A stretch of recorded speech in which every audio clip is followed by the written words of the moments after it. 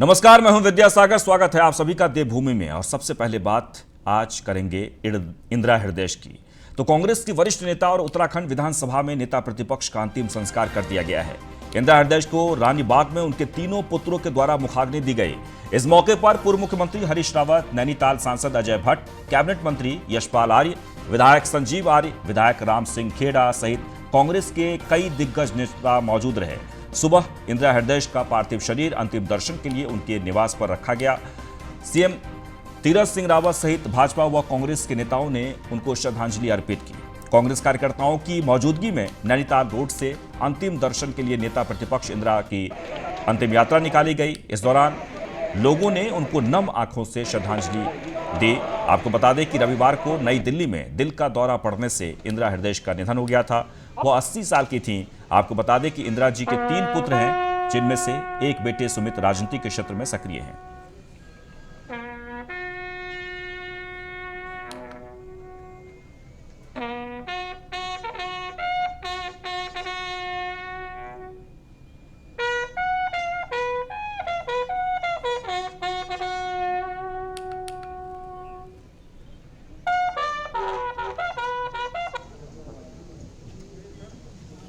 तो पूरे राजकीय सम्मान के साथ आज इंदिरा हृदय का अंतिम संस्कार किया गया। तस्वीरों में आप देख सकते हैं तमाम बीजेपी कांग्रेस के नेता वहां पर मौजूद रहे।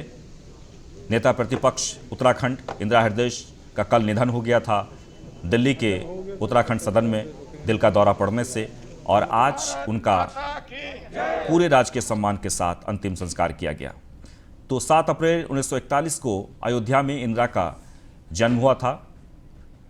उच्च शिक्षा के साथ ही पीएचडी की डिग्री भी हासिल की थी। इंदिरा हृदय ने शिक्षक के रूप में अपना करियर शुरू किया। मुझे इंदिरा जी के साथ मंत्री के रूप में भी काम करने का अवसर मिला, नेता प्रतिपक्ष के रूप में भी उनके साथ कार्य करने का अवसर मिला। तो जिस तरीके से हमारा मार्गदर्शन करती थी, उसमें मैं कह सकता हूँ कि हमारा बड़ा हौसला रहता था, और हम अपनी बात बड़ी बेबाकी के साथ, इस भरोसे के साथ कहते थे कि हमारे पीछे इंदिरा हृदय खड़ी है। वो पक्ष और विपक्ष में सेतु का काम करती थी, और उनके संसदीय ज्ञान का लोहा पक्ष और विपक्ष सब लोग मानते थे। एक ऐसी क्षति है कि पहले तिवारी जी के रूप में और इंदिरा जी के रूप में।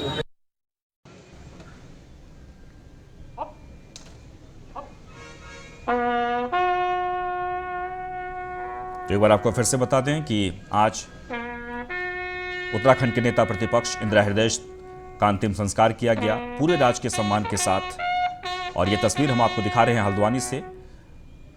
सुबह से ही समर्थकों का तांता लगा रहा। सभी पक्ष के लोग श्रद्धांजलि अर्पित करने के लिए पहुंचे। चलिए आगे बढ़ते हैं। बीजेपी के खानपुर हरिद्वार के विधायक कुंवर प्रणव सिंह चैंपियन अपने निजी दौरे पर मसूरी आए, जहां उन्होंने पत्रकारों से वार्ता करते हुए नेता प्रतिपक्ष और कांग्रेस के वरिष्ठ नेता इंदिरा हृदय के निधन पर शोक व्यक्त किया। साथ ही कहा कि इंदिरा हृदय के अचानक चले जाने से उत्तराखंड के साथ देश के लोग काफी दुखी हैं। इंदिरा हृदय प्रेरणा का स्रोत रही हैं। वह मातृशक्ति का पूरे भारत में ऐसा प्रमाण नहीं है कि बढ़ती उम्र में भी वे युवाओं की तरह उत्तराखंड के विकास में उन्होंने अपना योगदान दिया है। साथ ही उन्होंने कहा कि जब 2002 में वह पहली बार विधायक बनकर आई थी, तो इंदिरा हृदय संसदीय कार्य मंत्री रहते हुए उन्होंने सभी विधायकों का सहयोग किया था।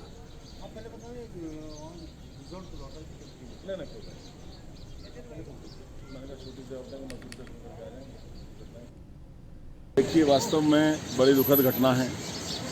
हमारी प्रेरणा का स्रोत और मातृशक्ति का जो एक ऐसा प्रमाण पूरे भारतवर्ष में आदरणीय इंदिरा हृदय जी रही हैं कि उन्होंने इस उम्र में भी युवाओं जैसी ऊर्जा को रख करके और उत्तराखंड की बहबूद की बेहतराई के लिए हमेशा काम किया है। और जब हम पहली बार विधायक बन के आए 2002 में, अब से लगभग 20 साल पहले, संसदीय कार्य मंत्री थी, और कहीं भी कोई बात हमें पूछनी होती थी, हम बेखट के जाते थे। हमें उन्होंने गाइड किया है गार्जियन की तरह। तो बहुत बड़ी एक क्या कहूँ अपूर्णीय क्षति है उत्तराखंड की, भारत सरकार की और हम सब की अपूर्णीय क्षति है।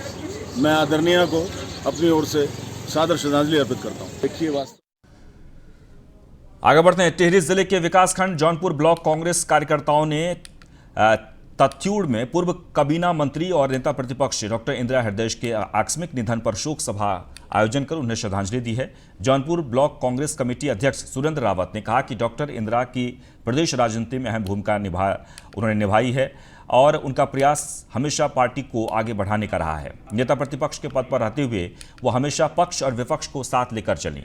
उनके निधन से कांग्रेस को गहरी क्षति पहुंची है। इस मौके पर ब्लॉक प्रमुख जौनपुर सीता रावत समेत कई गणमान्य लोग शामिल हुए।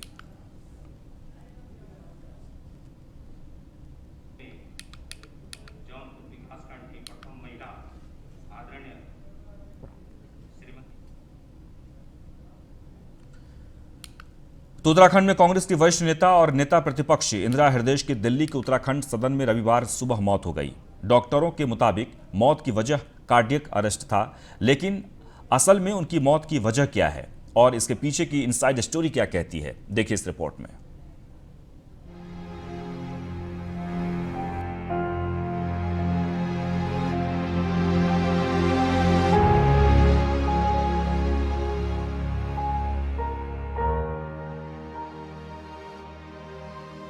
कांग्रेस की वरिष्ठ और कद्दावर नेता इंदिरा हृदयेश की रविवार को मौत हो गई। दिल्ली के उत्तराखंड सदन में उन्होंने आखिरी सांस ली, लेकिन सवाल उठता है कि आखिर ये सब अचानक हुआ कैसे। ऐसा हम इसलिए कह रहे हैं क्योंकि इतने बड़े सदन में क्या कोई डॉक्टर मौजूद नहीं था जो इंदिरा हृदयेश का इलाज कर सके? क्या प्रशासन के किसी आला अधिकारी को उनकी सुध नहीं लेनी चाहिए थी? शनिवार शाम को अचानक हालत बिगड़ने के बाद इंदिरा हृदयेश को डॉक्टर देखने तो आए, लेकिन सिर्फ खाना पूर्ति करके वहां से निकल लिए, जिसके बाद देखते ही देखते रविवार की सुबह इंदिरा हृदयेश ने सबको अलविदा कह दिया। उत्तराखंड में कांग्रेस की नेता प्रतिपक्ष इंदिरा हृदयेश की उत्तराखंड के इसी रूम नंबर 303 में मौत हुई है। दरअसल डॉक्टरों के मुताबिक उनको हार्ट अटैक हुआ है और हार्ट अटैक की वजह से उनकी मौत हुई। लेकिन आखिर रात में ऐसा क्या हुआ और क्या किस तरीके से वो यहाँ पर रुकी थी और किस तरीके से उनकी मौत हुई, हम आपको इस पूरी सिलसिलेवार कहानी बताने की कोशिश करते हैं। दरअसल आपको हम पहले तस्वीर दिखाते हैं। ये नेता प्रतिपक्ष इंदिरा हृदयेश का ये रूम था और इसी रूम पर वो यहीं पर लेटी हुई थी और रात में उन्होंने पूरा खाना खाया, अच्छे तरीके से जो बताया जाता है खाना भी खाया, आम भी खाया और उसके बाद वो यहाँ पर सोई हुई थी। लेकिन सुबह जब वो जगी हैं, जगने के बाद तकरीबन 7 बजे के आसपास उनकी नींद खुली। नींद खुलने के बाद ये बताया जा रहा है कि संभवतः रात में, क्योंकि जो पीएस को बताया, आप देखिए मैं आपको कुछ निशान भी दिखा रहा हूँ, ये वोमिटिंग के निशान हैं कि रात में उनको वोमिटिंग हुई और वोमिटिंग होने के बाद जो पीएस का कहना लगभग 4:30-5 बजे के आसपास उन्हें उल्टियाँ हुई हैं और वो साफ साफ आपको दिखाई भी दे रहा है, उनको उल्टियाँ हुई। और उसके बाद फिर उनकी सुबह कुछ तबीयत नासाज थी। पहले उन्होंने चाय ऑर्डर किया, फिर चाय जो है उन्होंने मना कर दिया और लगभग 7:30 बजे के आसपास जब उनका पीएस मिश्रा यहाँ पर पहुँचा रूम पर तो उन्होंने कहा कि मैं आराम करूँगी और उसके बाद फिर वो आराम करने के लिए फिर अपने बिस्तर पर लेट गईं। तेज खर्राटे आते रहे और कुछ देर बाद आवाज़ और ज़्यादा तेज हुई और फिर अचानक आवाज़ शांत हो गई। सवाल उठना इसीलिए भी लाजमी हो जाता है क्योंकि शनिवार की शाम इंदिरा हृदयेश कांग्रेस कार्यालय से मीटिंग के बाद उत्तराखंड सदन पहुंची थी। यहाँ तक सब कुछ ठीक था, लेकिन अचानक ऐसा क्या हुआ जो इंदिरा हृदयेश की तबीयत बिगड़ने लगी। आइए आपको ग्राफिक्स के जरिए दिखाते हैं कि उत्तराखंड सदन में शनिवार शाम उन्होंने क्या क्या किया। शाम 8:30 बजे इंदिरा हृदयेश सदन वापस लौटी। रात करीब 9 बजे इंदिरा हृदयेश ने खाना खाया। उसके बाद इंदिरा हृदयेश सोने चली गई। सुबह करीब 4:30 बजे उन्हें उल्टियां हुई, जिसके बाद इंदिरा हृदयेश दोबारा से सो गई। रविवार सुबह 7 बजे इंदिरा हृदयेश ने नौकर से नींबू पानी मांगा। करीब 10 बजे उनके कमरे से तेज खर्राटों की आवाजें आई। खर्राटों की आवाज अचानक से शांत हो गई। जिसके बाद पास वाले कमरे में मौजूद उनके नौकर और पीएस ने मुख्य व्यवस्था अधिकारी को इसकी जानकारी दी। लेकिन जब तक कोई यहाँ पर पहुँचता, इंदिरा हृदयेश की मौत हो चुकी थी। उत्तराखंड सदन के स्वास्थ्य अधिकारी डॉक्टर प्रसून को इसकी सूचना करीब 11:30 बजे दी गई। डॉक्टर मौके पर पहुंचे और उनका परीक्षण किया और उन्हें मृत घोषित कर दिया। डॉक्टर के मुताबिक इंदिरा हृदयेश की दिल का दौरा पड़ने से मौत हुई। रात में उन्होंने रिपोर्ट किया था वो मीटिंग, पर उसके बाद वो बता रहे थे ठीक थी। वो किस वक्त हुई थी तकरीबन? वो एग्जैक्टली टाइम सुबह के टाइम बताया है, सुबह 4:30-5 बजे के आसपास के जो टाइम है। बताया। हाँ। फिर ये जगी थी उसके बाद जो है? हाँ, उसके बाद उन्होंने पानी वगैरह पिया था। उसके हाँ। बाद हाँ, उसके बाद पर फिर बाद में इन्होंने बताया कि फिर वो कुछ समय बाद वो ठीक थी उस टाइम, वो बाद में रिस्पॉन्ड वगैरह नहीं कर रही थी। तो अच्छा। इनको लग गया था कि आपको इन्फॉर्मेशन किस वक्त मिली थी? नहीं, मेरे को तो करीब 11:30 बजे करीब मिली है ना। हाँ, तो ये उससे पहले ये इन्होंने कोशिश तब किया होगा, फिर इनको नहीं रिस्पॉन्स हुआ होगा, तब इन्होंने इनको लग गया था कि तो कुछ नहीं हो रहा, तो उसके बाद इन्होंने मतलब सुबह इनकी एक तरह से सुबह वो 7-8 बजे के आसपास जगी हैं कुल मिला के। मतलब मॉर्निंग में उनको ये एक वो था, उसका पानी वगैरह पिया, जगी हैं, इनसे बात नहीं हुई है, पर पानी वगैरह पिया उस टाइम जो ठीक है। उसके बाद ठीक अंदर उनका होता है। नौकर था जो है। हाँ, नौकर और उनके पीएस वगैरह थे। हाँ। हाँ, और पीएसओ थी, वो भी था। भले ही इंदिरा हृदयेश की मौत कार्डियक अरेस्ट से हुई हो और उन्हें किसी इलाज की जरूरत ही नहीं पड़ी हो, लेकिन इससे एक सवाल जरूर उठता है, वो ये कि देश की राजधानी दिल्ली में सभी राज्यों के सदनों में स्वास्थ्य सुविधाएं कैसी हैं? वीवीआईपी के प्रोटोकॉल के मुताबिक क्या उन्हें स्वास्थ्य सुविधाएं दी जा रही हैं? क्या सदनों में स्वास्थ्य सुविधाएं मुकम्मल हैं? राजधानी दिल्ली में सभी राज्यों के सदन हैं और उन सदन में मुख्यमंत्री से लेकर तमाम वीवीआईपी और माननीय हर रोज आते जाते हैं। ऐसे में सबसे बड़ा सवाल है कि आखिर उनके लिए किस तरह की स्वास्थ्य सुविधाएं उन सदनों में मौजूद होती हैं। बहरहाल मान भी लिया जाए कि इंदिरा हृदयेश की मौत दिल का दौरा पड़ने से ही हुई है, लेकिन ये कैसे स्वीकारा जाए कि सदन में वीवीआईपी के लिए स्वास्थ्य सेवाएं मुकम्मल हैं? उत्तराखंड सदन के प्रबंधन को इससे नसीहत लेनी चाहिए कि आगे ऐसी घटनाएं दोबारा ना हो। इसके लिए वो जरूरी कदम उठाए। न्यूज़ 1 इंडिया के लिए ब्रजेश श्रीवास्तव की रिपोर्ट। सीएम तीरथ रावत का 3 दिवसीय दिल्ली दौरा है। आपको बता दें कि राष्ट्रपति रामनाथ कोविंद से आज उनकी मुलाकात हुई है। मुख्यमंत्री वित्त मंत्री निर्मला सीतारमण से भी मुलाकात की है। आपदा से निपटने के लिए उन्होंने फंड मांगा है। स्मृति ईरानी से वात्सल्य योजना पर बातचीत हुई। वहीं महिलाओं को स्वरोजगार से जोड़ने पर भी चर्चा हुई है। मंत्री किरण रिजिजू से खेल गतिविधियों को लेकर भी चर्चा हुई है। वहीं पेट्रोलियम मंत्री धर्मेंद्र प्रधान से मुख्यमंत्री मिले हैं। आला कमान से दायित्वों के आवंटन पर भी चर्चा करेंगे।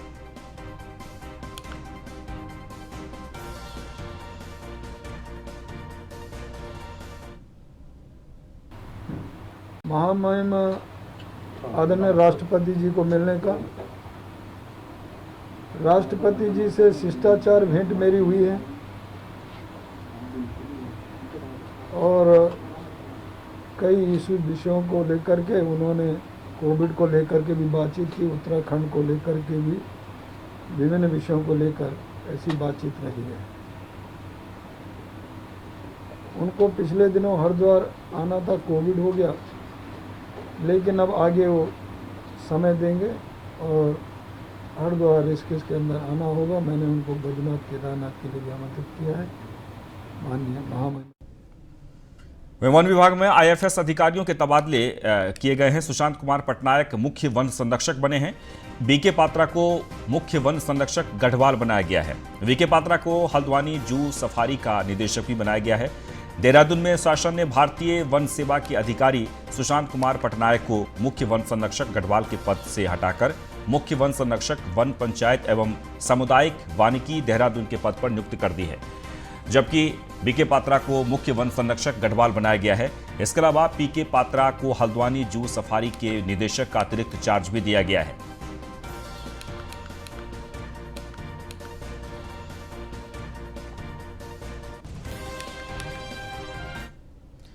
वह प्रदेश में लागू कोविड कर्फ्यू की अवधि 1 हफ्ते यानी 22 जून तक बढ़ा दिया है। साथ ही 15 जून से चार धाम को लेकर लोगों को खोल दिया गया है, जिसे देखते हुए सचिव पर्यटन दिलीप जावलकर ने पैदल यात्रा कर केदारनाथ धाम का भ्रमण किया। पैदल मार्ग में स्थित पुलिस चौकियों का भी निरीक्षण किया गया है और रजिस्टर की जांच की गई है। केदारनाथ मंदिर परिसर में देवस्थानम बोर्ड की व्यवस्थाओं का जायजा लिया गया। साथ ही कोविड प्रोटोकॉल का भी पूरी गंभीरता से पालन करने के निर्देश दिए गए हैं। दिलीप जावलकर ने केदारनाथ धाम के तीर्थ पुरोहितों से भी बातचीत की। जावलकर ने कहा कि राज्य सरकार की पहली प्राथमिकता तीर्थ पुरोहितों, क्षेत्रवासियों के स्वास्थ्य की सुरक्षा सुनिश्चित करना है। जावलकर ने सभी से राज्य सरकार द्वारा जारी की गई एसओपी का पालन करने का आग्रह भी किया है।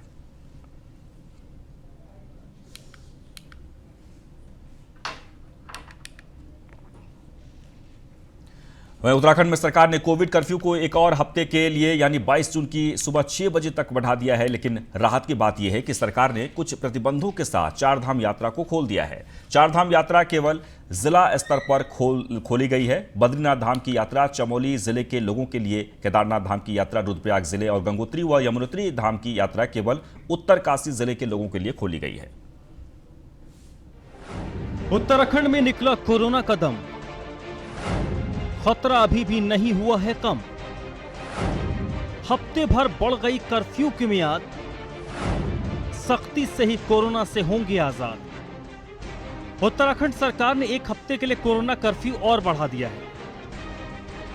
अब राज्य भर में 22 जून तक कोविड कर्फ्यू लागू रहेगा। उत्तराखंड सरकार ने 15 जून से राज्य के 3 जिले चमोली, रुद्रप्रयाग और उत्तरकाशी के लोगों के लिए चारधाम यात्रा खोल दी है। इसके लिए आरटीपीसीआर की नेगेटिव रिपोर्ट लाना जरूरी होगा।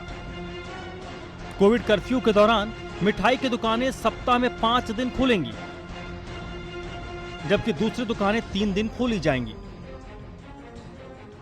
विक्रम, टेम्पो और सिटी बसों के संचालन की अनुमति भी राज्य सरकार ने दे दी है। वहीं शादी में शामिल होने वाले लोगों की संख्या बढ़कर 50 कर दी गई है। राजस्व न्यायालय भी सरकार ने खोलने का फैसला किया है। कोविड-19 की परिस्थितियों को देखते हुए आज सरकार ने इस राज्य में कोविड कर्फ्यू को 15 तारीख से 22 तारीख तक बढ़ाने का निर्णय लिया है, जिसमें पुरानी एसओपी तकरीबन वही रहेंगी। कुछ परिवर्तन, महत्वपूर्ण परिवर्तन किए गए हैं। मसलन बद्रीनाथ दर्शन के लिए चमोली जनपद के लोगों को आरटीपीसीआर नेगेटिव रिपोर्ट के साथ दर्शन की अनुमति दी गई है। इसी तरह रुद्रप्रयाग जनपद के लोगों को केदारनाथ दर्शन की अनुमति आरटीपीसीआर नेगेटिव रिपोर्ट के साथ, और इसी तरह से उत्तरकाशी जनपद के निवासियों को गंगोत्री या यमुनोत्री के दर्शन की अनुमति आरटीपीसीआर नेगेटिव रिपोर्ट के साथ देने का निर्णय लिया गया। उत्तराखंड सरकार द्वारा कोरोना कर्फ्यू को 22 जून तक बढ़ाने के फैसले को कांग्रेस पार्टी अव्यावहारिक बता रही है। कांग्रेस के प्रवक्ता गरिमा दसौनी का कहना है कि बाजार में भीड़ बढ़ने से संक्रमण का खतरा बढ़ेगा। पता नहीं क्यों ऐसा लगता है कि अपनी हठधर्मिता के चलते सरकार लगातार अव्यावहारिक फैसले लेते चली जा रही है। ऐसा क्यों नहीं करते कि व्यापारियों के साथ बैठकर कोई बीच का रास्ता निकाला जाए और फेज वाइज धीरे धीरे करके उसको अनलॉक की स्थिति तक लाया जाए। एकदम से यकायक अगर आप सब कुछ खोल देंगे तो ये निश्चित तौर पर है कि संक्रमण की जो खतरा है वो बढ़ेगा, क्योंकि संक्रमण कहीं गया नहीं, बीमारी कहीं गई नहीं है, सिर्फ आप टेस्ट कम कर रहे हैं। इस वजह से संख्या कम आ रही है आपके आंकड़ों में, और कहीं ना कहीं खतरे की घंटी अभी भी बनी हुई है। कोरोना कर्फ्यू के बढ़ने पर जहां कांग्रेस सवाल उठा रही है, वहीं सरकार के फैसले से व्यापारी वर्ग खुश है। उनका कहना है कि सरकार धीरे धीरे अनलॉक की तरफ बढ़ रही है।